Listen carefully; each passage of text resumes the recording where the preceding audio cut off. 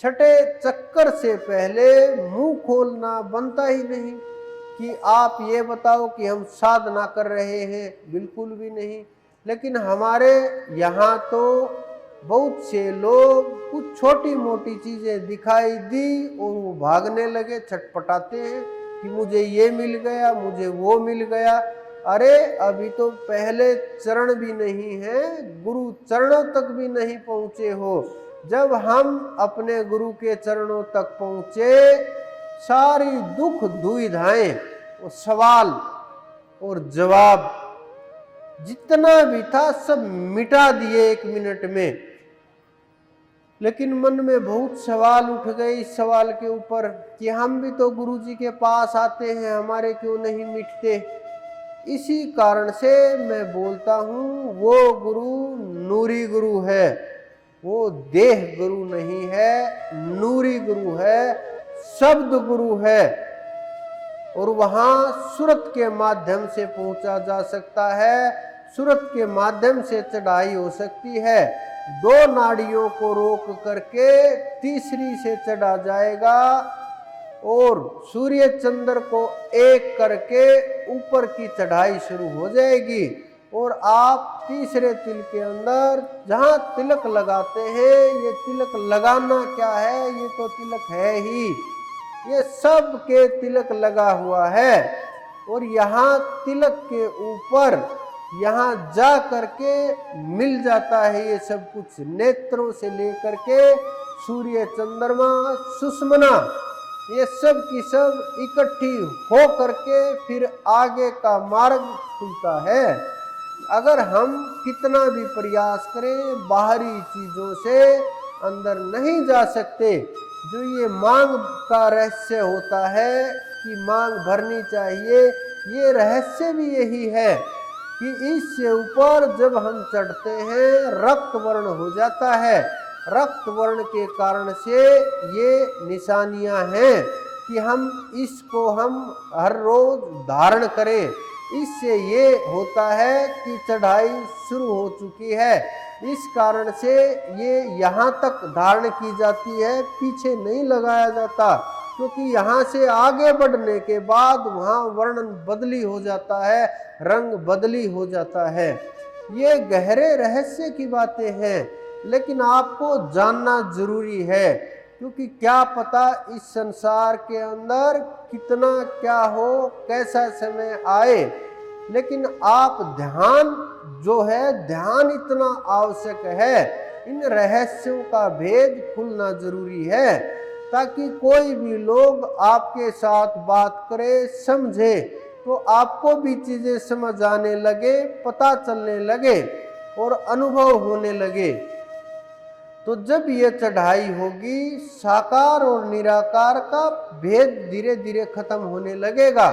आपको साकार और निराकार की तो बात दूर की है, जब आप गुरु चरण पकड़ करके चढ़ोगे, उनकी चरण रज जब आपके मस्तक से टकराएगी, आपका जीवन, भाग्य, कर्म, काल, महाकाल, सब कुछ रास्ता ही बदल जाएगा। सब पीछे रह जाएंगे। जितनी भी घाटियां हैं आगे आने वाली, कहीं भी मत रुकना। एक एक घाटी इतनी जबर है, इतनी बड़ी है, कोई संसार सागर को तैर करके आगे बढ़े। आगे इससे भी भयानक घाटियां हैं, भयानक प्रकार के। ये नहीं कि बड़े बड़े दांतों वाले राक्षस हैं। आपके मन के अनुसार जो चीजें हैं, अनेक प्रकार की सुख सुविधाएं, अलग अलग प्रकार की चीजें आपको प्रदान की जाती हैं। सिद्धियां भी एक घाटी ही है, सुख और लोक भी घाटियां ही हैं। इनको संत लोग बड़ी घाटियां बोलते हैं, जिनमें रुकने के बाद जीव फिर नीचे गिर जाता है। आप ये समझो, इतनी ऊंची चढ़ाई होने के बाद, गुरु चरणों तक पहुंचने के बाद अगर आप नीचे गिरे तो समझो कि गुरु चरण रोंद करके आप नीचे गिरे हो। आप उस परमात्मा के बिल्कुल करीब जा करके नीचे गिरे हो, और इतना गिरे कि उठ पाना बड़ा मुश्किल होता है। असंभव तो नहीं होता, लेकिन जन्म की हानियां हो जाती हैं। इतना आसान भी नहीं होता फिर वहां ठहरना, क्योंकि मन में संशय हो जाता है, संदेह हो जाता है, शंका पैदा हो जाती है, विचार उठने लगते हैं गुरु के प्रति, और फिर वो गुरु के प्रति विचार उठ करके जीव इधर उधर भटकने लगता है। मेरे पास भी बहुत लोग आते हैं जो 10-10 वर्ष पुराने हैं, भटक भटक करके आ रहे हैं, संसार में तलाश किए लेकिन गुरु नहीं मिलते। गुरु इतना आसान नहीं है मिलना।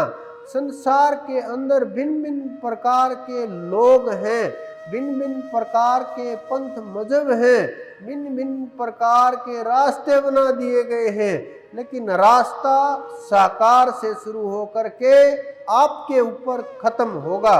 आत्म प्राप्ति के ऊपर, आपकी प्राप्ति के ऊपर ही समाप्त होगा। अगर ये ना हुआ तो वो मार्ग नहीं है। कोई भी कुछ भी प्राप्त हो जाए, अगर ये नहीं हुआ तो वो नहीं है। तो साधक को सबसे आवश्यकता साधना है। बिना साधना के वहां तक स्थिति नहीं जा सकती। जब बच्चा युवावस्था में जाता है तो फिर वो दुखी होने लगता है, वो काम वेग से दुखी होने लगता है।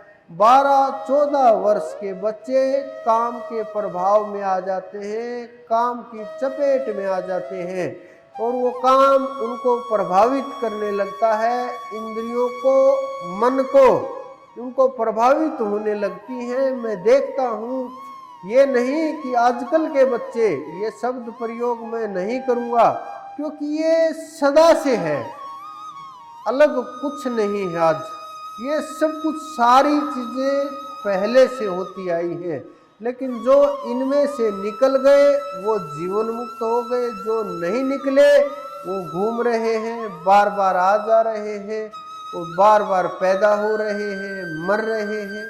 इसी प्रकार का खेल चल रहा है जीवन में और संसार में।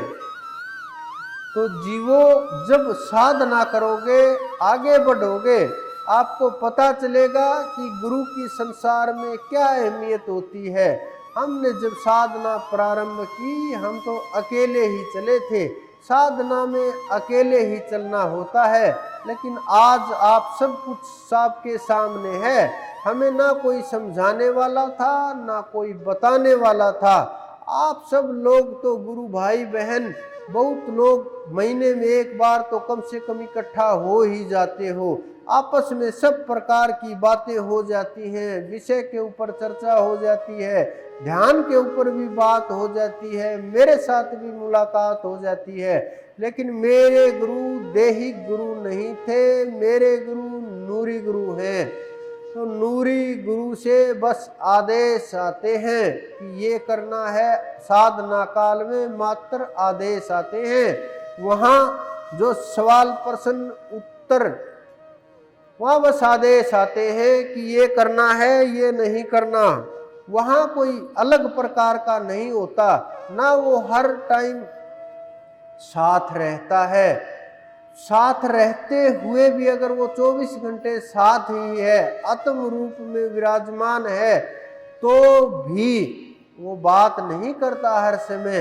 वो निगाह बनाए रखता है, उसकी नजर रहती है हर समय।